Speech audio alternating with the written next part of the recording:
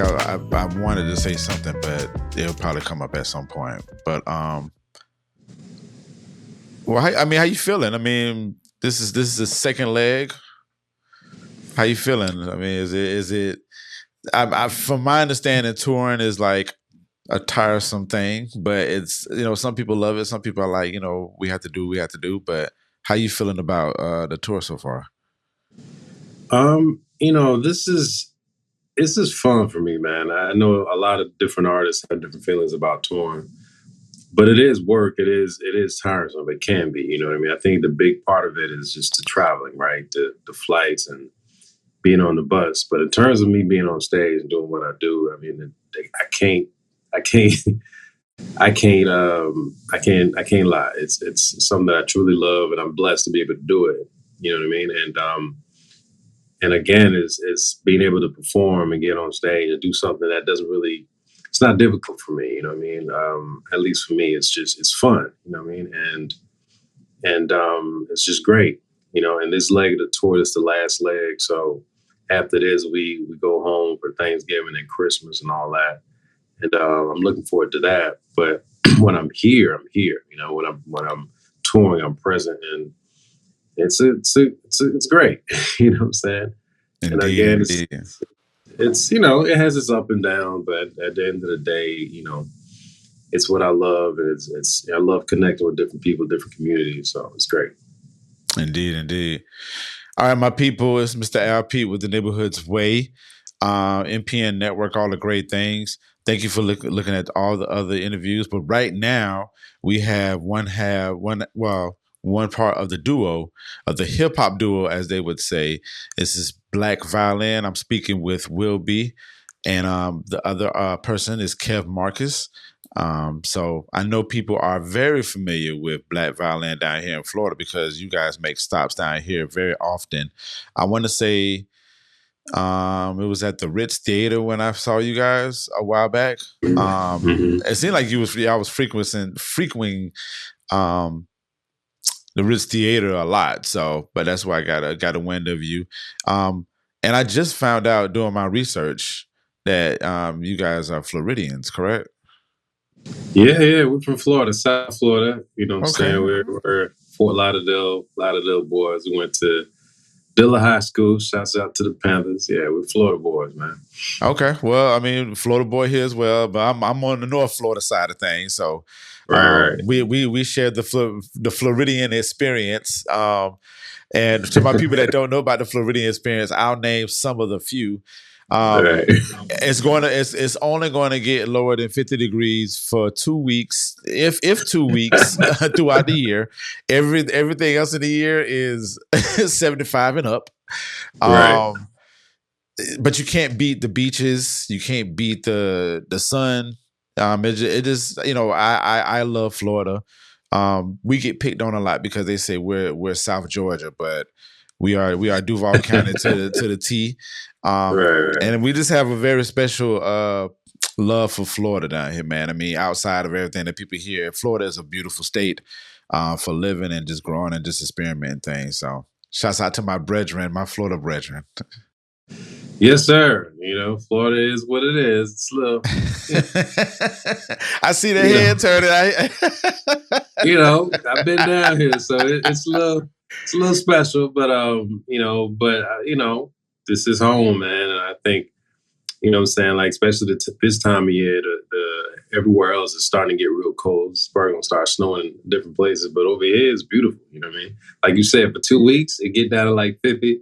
You know what I'm saying? It may get down to like 45. And if that happens, man, folks are just like, oh my God, what am I supposed to do? You know what I'm saying?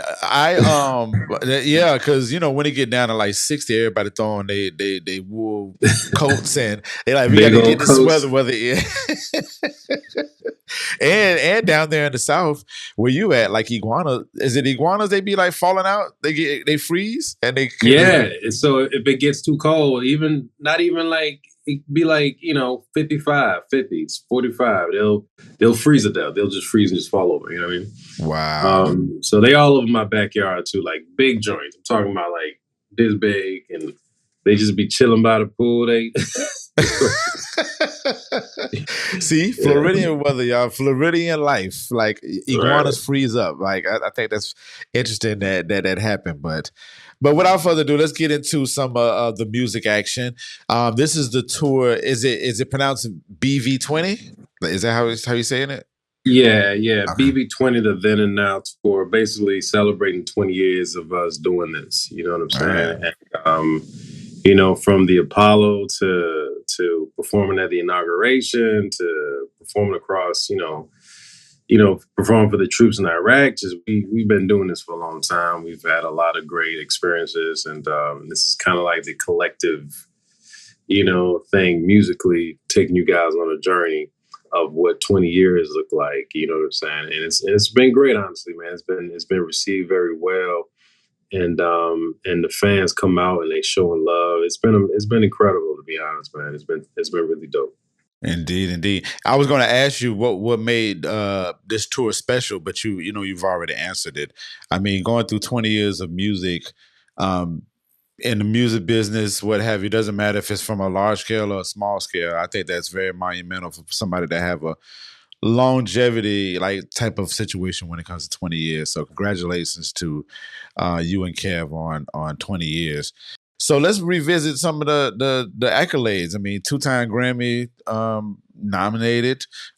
Is it nominated or y'all won? I think it's nominated, correct? Nominated, yeah, yeah. That's still big. That's still big. We're gonna clap it up for Yeah. that for sure, for sure. But I mean the inauguration, I mean, opening up with for Alicia Keys, that type of stuff, being, Wu Tang, all these other things. Um, Care to share just the feelings behind that? I mean, to be able to be, some guys from Florida and to be able to Right. be at inauguration, like, talk about that feeling a little bit. That was great, man. I think it was the 2012 Obama second term. And you know what I'm saying? And that energy, just being in that room, and being backstage and seeing all these different artists and these different politicians that you kind of seen to look up to, and to be there, it was just kind of surreal. You know what I'm saying? And it was cool, being able to meet Obama at the time and his wife, and you know what I mean. And it's funny, as we getting up to him, he's like, "Hey," he's like talking to Michelle. He's like, "Hey, these are the guys I've been telling you about." So they've been having pillow talk about, Black Violin. So that was definitely really, really cool. You know what I'm saying? But I think one of the best things that we've done is just, we started a foundation 4 or 5 years ago with our wives, and the idea of this foundation is really filling the gaps, being able to provide kids with opportunities, and whether it's instruments, whether it's a flight to a music camp. I think that's one of the biggest things that we've done collectively is being able to, because we see the impact that we have, man. You see two black guys playing a violin in a way that's different, but like the way we approach it, that we make this instrument ours. This is mine, right? So I think we inspire a lot of kids and adults alike too to do the same. And the foundation is just an extension of that. You know what I'm saying? So that's probably one of the biggest, the most proudest things that we've honestly done. You know what I mean? Indeed, indeed. I do have a question about being a black male violinist. I want to say that I read something saying that that was y'all first choice as far as playing the violin and the viola, correct? Yeah, it wasn't for me. My story was I was trying to play the saxophone, and Fellow they put me saxophone here. Yep. right. They put me in the wrong class. And Mm. I didn't find that out till 2012. So what happened was I was excited about playing the sax because I used to beat on the table, and the security guards would get really mad at me. He told me a quick story of how he used to play the sax on the weekends and make money, and I'm like, I need some money. So I went Yeah. up to the band teacher. I was really excited, and the string teacher was in the same room. And they looked at each other and said, "Listen, whoever wins, let's play golf. Whoever wins this golf game gets this kid in their class." And clearly, the band teacher can't really play. so the strength teacher won, and I got stuck in the class. When I first walked into the class, I was expecting, trumpets and sax, but I was welcomed with string instruments, violin, viola, cello, bass, and and I was stuck with the class. It was like a summer program, so I was stuck with the class for 2 weeks, and I just accepted it, and I picked up the viola. Everybody was ignoring the viola, you know what I mean? Mm, So I just picked that up, and 27, 28 years later, I'm still doing it. I'm still playing it, indeed. Another question about that. Do you well, let me see. Hip hop. So you're saying 20 years, so that's what, 2003, 2004, roughly. I want to say that was that around the time where like instruments were being embedded in like in the sphere of hip hop. And do you feel like that was like a stigma that to play violin as a black man? Like, and I asked that because for me playing saxophone, I've never thought about it when I was growing up. I just loved the saxophone, didn't think about any type of stigmas or being like, oh, I don't want to go in my neighborhood and be carrying a saxophone and people laugh at me. I never thought of that. But did you think, or did you even experience, you and Kev have experiences about like those stigmas of playing a violin as a black man? They definitely existed, and this is back in the early mid '90s. You know what I'm saying? Like I started my high school years in '96. You know what I mean? Okay. So there was definitely that. You know what I mean? But to be real with you, man, like I didn't care. You know what I'm Right. saying? Like Same, as same. I got into it, and I think a lot of it is a few things, right? It's the idea of what this violin is, and what historically what it's been. You know what I'm saying? It's almost this thing that's untouchable, unreachable, whatever. You know what I mean? And I think a lot of communities just almost like you've been telling me this is not for me for so many years. So all right, I'm gonna just like not deal with it. So the stigma to me arises from that, and the way that I approached it, I felt like this was me, this was mine. You know what I mean? And Hmm. and I was different. And I think a lot of it had to do with hip hop. You know what I'm saying? I was very much a hip hop head. So I just happened to take this thing that I learned and flipped it and did what I wanted to do with it. And that's part of one of the main reasons why I kept playing and kept going. But I think definitely like the violin, the idea of a black kid playing a violin was seen as like, who are you? You know what I'm saying? Are you corny or whatever? You know what I'm saying? But I wasn't I wasn't I wasn't that kid that you can kind of bully to begin with. You know what I'm saying? Like you're not gonna come to me and say that because I just wasn't that kid. You know what I'm saying? I was very like I wasn't shy. I was very to myself. I was quiet, but I just didn't care, man. I love doing this thing. And I think one of the main reasons why I love it because I can make this thing. I used to go into this hallway in school and just turn the lights off. I just being there by myself in the dark and just playing whatever I want to play. Just play, you know? And that was very empowering for me, you know what I'm saying?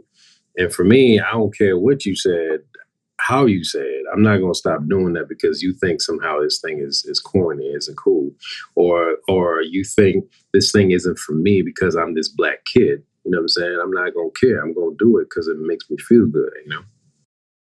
Indeed, indeed. I love that spirit, man. I know for me, like I said, I never really experienced it. I didn't realize it until later on in life that it was like this stigma going on, and maybe I might have been covered, in the process. But at the end of the day, I just wanted to play music, and music has been like number one in my life forever. So anything dealing with music, I was gonna get into it, absorb it, and be able to, disperse like this great energy towards everybody else.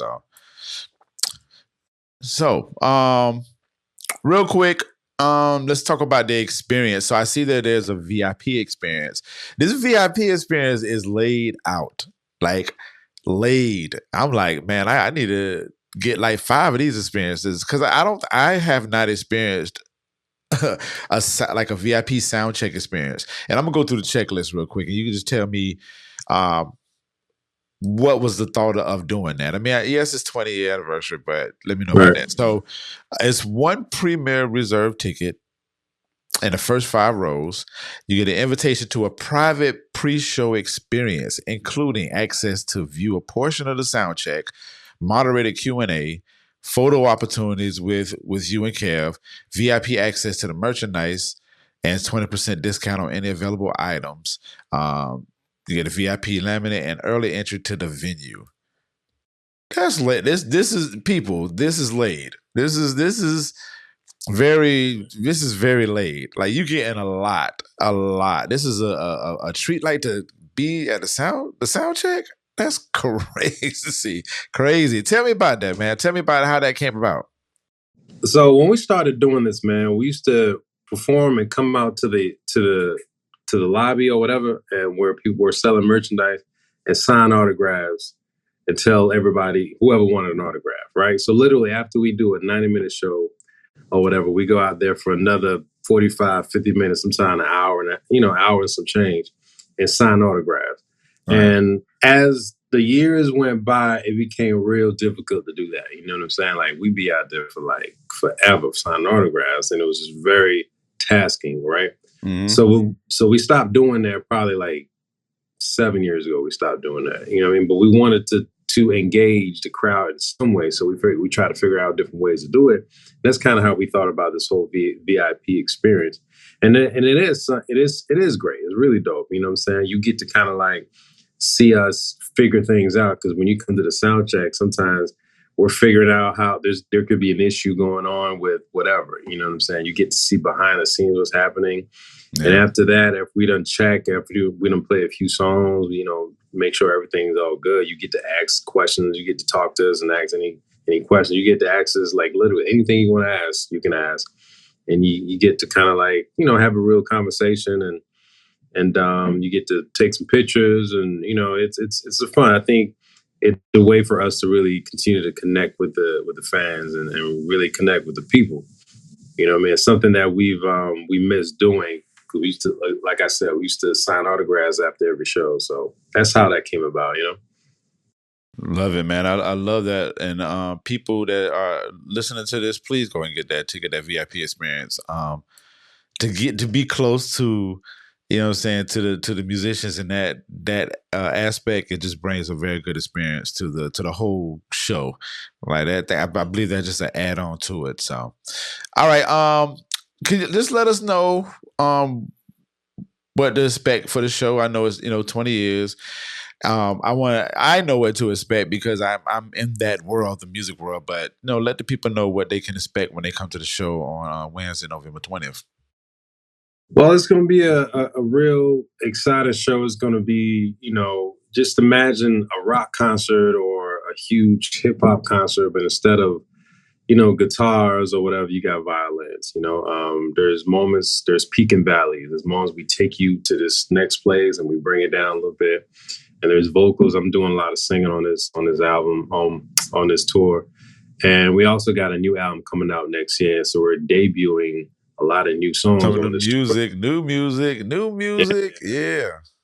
So we're debuting about 5 or 6 new songs on this tour. So and and I think it's just going to be a lot of fun, man. If you've never seen us before and you've heard about it and you've seen it on YouTube, like it's nothing like really coming to the show and having a really live experience. You know what I mean? So, and I think it's a show that everybody can appeal to, no matter who you are, where you're from. If you got some kids, bring your kids to it, because it's very inspiring, man. Like a lot of kids see us because they see themselves, right? They see themselves in us, and when you see that, it's almost like, man, I can accomplish anything.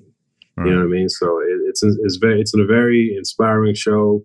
It's a lot of energy. You know what I'm saying? We take you there. Like it's a journey. It's really an experience, man. And we're very proud of what we have with this tour, with this show.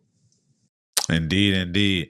Well, listen, Will B, I'm not gonna keep you too long. I want you because you're actually on tour, so I know you got to get your stuff together. But listen, I truly appreciate you taking the time to talk with us. We'll be looking forward to you on November 20th. That's a Wednesday. Please go get your tickets at floridatheater.com. You can also get the tickets when you go to the website blackviolin.net and find the date and click it and go from there. You can buy the VIP experience from there as well as a general ticket. So thank you again so much. Please let them know where they can find you at, sir. Oh yeah, you can find us at blackviolin.net, like you said, and also Facebook, Black Violin Music, Instagram, Twitter at Black Violin. So yeah, we're everywhere. Indeed, indeed. We'll be looking forward to it. All right, my people, this will be one half of the duo. Black Violins. Make sure you go to the show. Get your tickets now. Wednesday, November 20th at the Florida Theater. All right, my guy. Thank you so much again. I appreciate you, man. Thank you. Yes, sir.